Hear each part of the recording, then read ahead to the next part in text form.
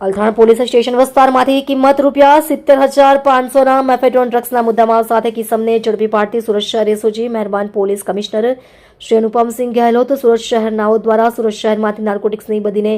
સંપૂર્ણ નેસ્ત નાબૂદ કરવા માટે સુરત શહેરમાં અન્ય રાજ્યોમાંથી ચોરી છુપીથી નાર્કોટિક્સ ડ્રગ્સ લાવી સુરત શહેરમાં ઘુસાડી યુવાધનને નશાના અંધકારમાં ધકેલવાની પ્રવૃત્તિ કરતા ઇસમો પર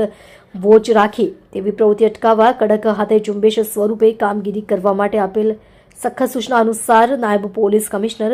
શ્રી રાજદીપસિંહ નકુમ એસઓજી સુરત શહેરનાઓના માર્ગદર્શન હેઠળ નીચે મુજબની કામગીરી કરવામાં આવેલ છે. ઉપરોક્ત સૂચના અંતર્ગત પોલીસ ઇન્સ્પેક્ટર એસઓજી નાઓના સુરત શહેરમાં નાર્કોટિક્સ ડ્રગ્સ અંગેની બદીને સંપૂર્ણપણે નેસ્ત નાબૂદ કરવા માટે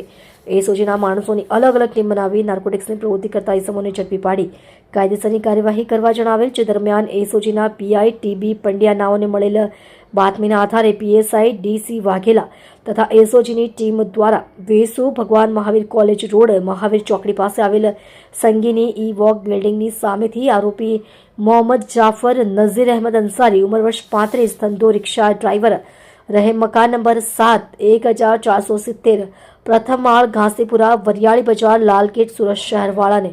મેફેડ્રોન ડ્રગ્સ વજન 7.50 ગ્રામ કિંમત ₹70,500 સાથે ઝડપી પાડવામાં આવેલ છે.